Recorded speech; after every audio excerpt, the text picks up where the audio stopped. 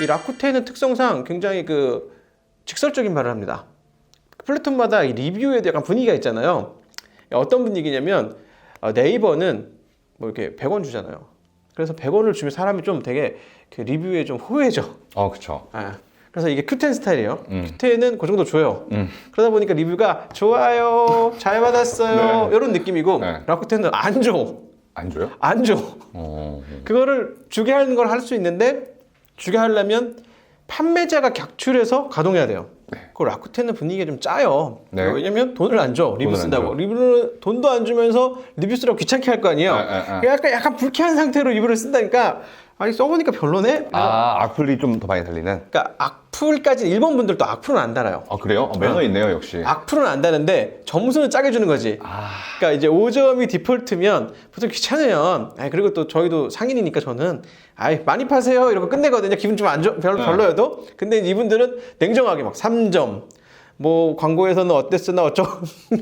이걸 정확한 일본 사람의 성향이네요. 앞에서는 웃지만 뒤에서는 뭐 나쁜 얘기는 안 하지만 그래서 보면 이제 막 굉장히 고득점의 리뷰들이 많이 없어서 3점만 넘으면 라쿠텐은 그렇게 신경 안 써도 된다. 본인들도 알아서 3.5점에서 4점이면은 고득점이야. 지금 그 말을 듣고 나니까 어떻게 보면은 그런 안 좋은 악플들을 좀 읽고 나서 그런 거에 통계를 내면은 안 좋은 악플에 대한 종합이 나올 거고 거기에 대한 보완 제품을 어떻게 보면 후속으로 어떠한 타사에서 냈을 때는 그런 거에 대한 구매 전환을 높일 수 있는 좀 확률이 높아지겠네요. 아무래도 소비자가 결론은 답이니까. 그렇죠. 네. 여기서 또 깨알 하나 얻었습니다. 아무튼 뭐 작년에 이제 아까 오호라 얘기하다 말았는데 이제 오호라가 굉장히 그렇게 잘해서 라쿠텐 미용 순위에서 그러니까 5위 안에 제가 계속 있었다고 했지만 1위를 굉장히 오래 가졌어요. 저희는 라쿠텐 전체 1위는 미용 순위에서 전체 1위는 거의 못 해본 것 같아요. 저희 뭐 3, 4위 정도까지 해봤고 이제 한국 화장품 카테고리 1위는 저희가 많이 하는데 3, 4위 정도 했을 때 매출이 혹시 실례지만 오픈해 줄 수 있나요? 라쿠텐 3, 4위를 한 제품만 3, 4위 했을 때? 한 제품 그 제품당 매출은 3, 4위를 하면 뭐 얼마 될려나?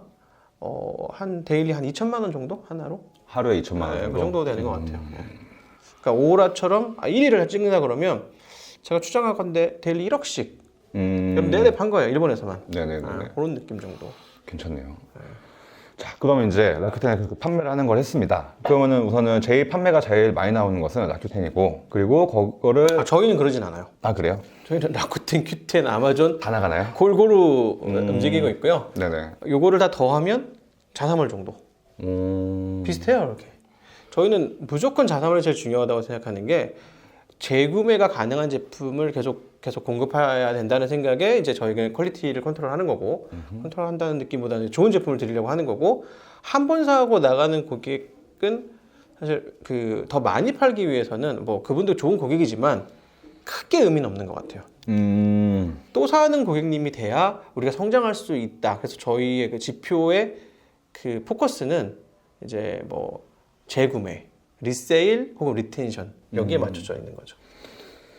근데 아무튼 소비자들한테 재구매를 높일 수 있는 방향성이 어떻게 보면 회사의 장기적인 방향을 봤을 땐 최고죠. 어떻게 보면은 제가 그동안 광고 회사를 하면서 가장 부족했던 점이 어떻게 보면은 저랑 같은 광고 회사 상품을 해서 광고 회사를 접고 창업한 브랜드들이 사실 굉장히 많습니다. 블랭크 코퍼레이션이라든지 APR이라든지. 진짜요? 네. 어쨌든 다 광고 쪽 저보다는 늦게 시작한 세대지만 저는 거기 딱 재벌이잖아요. 거기는 거의 타고났죠. 사실 어떻게 1세대들이 돈을 많이 벌었던 케이스 같아요. 근데 아무튼 그 친구들에 갑자기 씁쓸해지셨어요. 마음이 아파요. 그 친구들은 어떻게 보면은 업종 전환을 한 거예요. 내가 대빵이었는데 회색 한번 뜨드 이런 거 있잖아.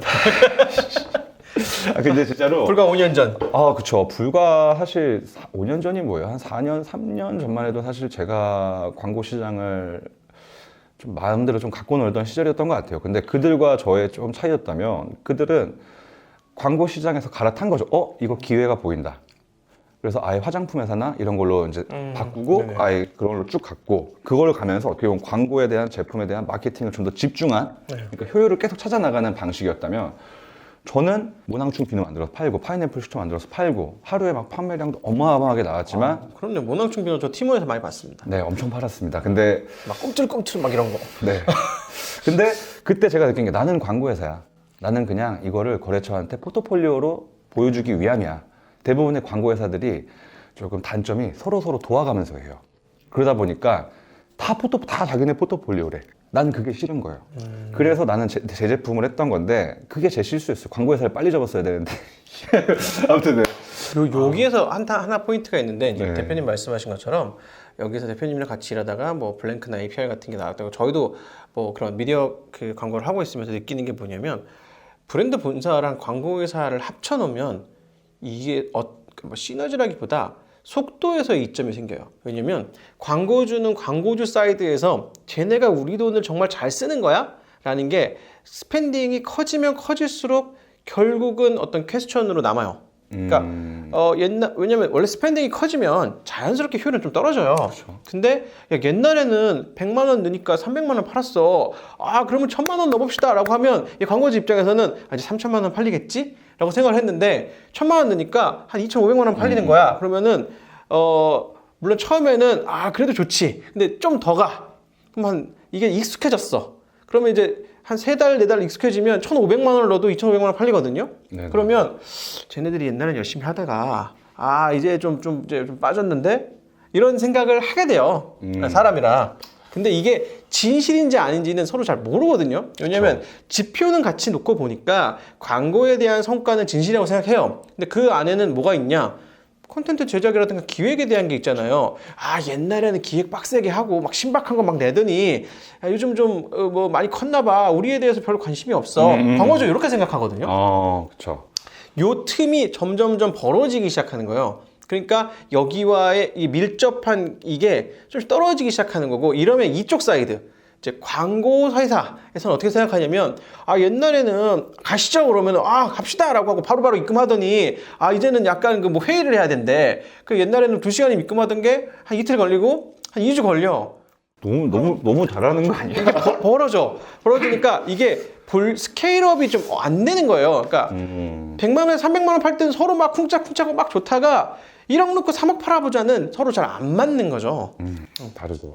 그리고 또 하나의 조금 차이라고 한다면 어떻게 보면 지금 시장에서 마케팅은 굉장히 필요한 요소 중에 하나인데 마케팅 회사로 창업한 회사들이 사실 다 잘 된 건 아니거든요. 안 된 회사도 굉장히 많습니다. 어떻게 보면 그 이유 중에 하나가 마케팅이 사실 주가 될 수는 없어요. 제일 사업을 시작함에 있어서 첫 번째가 될 수는 없거든요. 제품을 만들기 전에 어떻게 보면 리서치도 필요하고 거기에 대한 상품에 대한 준비가 필요한데 대부분의 마케팅, 다른 회사는 잘 모르겠지만 제가 아는 대표들과 저 같은 경우는 어떤 식이었냐면 기획 상품이다 보니까 마케팅이 있으니 제품을 마케팅에 맞춰서 만드는 거예요. 그러다 보니까 그 대표님이 말하는 어떤 품질이라든지 이런 게 계속해서 보완이 될 수가 없는, 그러니까 장기적으로 이어질 수가 없는 시스템이 조금 갖춰져 있고 회사의 조직 문화를 조금 갖추는 게 일반 회사하고 조금 차이가 있다 보니까 IPO를 가기 위해서는 굉장히 사실 어려운 부분들이 굉장히 많다. 네, 아무튼 이렇게 하면 또 얘기 길어지니까 이게 정리하면 뭔 얘기냐면 마케팅을 굉장히 잘하세요. 그러니까 가서 예를 들면 첨단 앞에 제일 앞에 서서 이거 좋은 제품이다라고 설명을 너무너무 잘하시는데 요 백단, 그러니까 우리가 그 예를 들면 연예인이 앞에 한 명 있다고 하면 뒤에 스텝이 30명 붙어 있거든요. 이거를 이제 회사로 하면 오퍼레이팅이라고 하는데 그 오퍼레이팅이 뒤에서 체계적이고 모든 직원들이 같이 힘을 모을 수 있게끔 이제 이걸 뭐 조직 문화내 뭐 회사의 색깔이라고 하는데 이 부분이 마케팅 회사는 굉장히 가볍고 빠르고 혼자 잘 나가는 행동대장 한 명이 이 10명보다 훨씬 나을 수도 있어요. 그렇죠. 그러다 보니까 이쪽이 상대적으로 되게 약해지고 별로 안 중요해지는 거야. 그러니까 오퍼레이팅을 잘하는 사람이 마케팅 회사에 있는다기보다 여기는 반짝반짝한 약간 4번 타자들의 집단이야. 네. 그러니까 그 7번, 8번, 9번이랑 벤치가 없는 거야. 그렇죠. 그래서 이런 회사들의 공통점이 시작해서 제품은 잘 팔지만 장기적으로 존속하는 게 굉장히 어렵다. 마케팅의 의존도가 굉장히 높다 보니 어떻게 보면 해외 판매 루트라든지 마케팅을 빼면은 제품을 팔 수 있는 방도가 없어져 버리는 좀 그런 현상인데 제가 보는 오늘 배우시려고 제가 오늘 만나뵌 대표님은 사실 그런 부분에 있어서 굉장히 멀티적으로 잘하세요.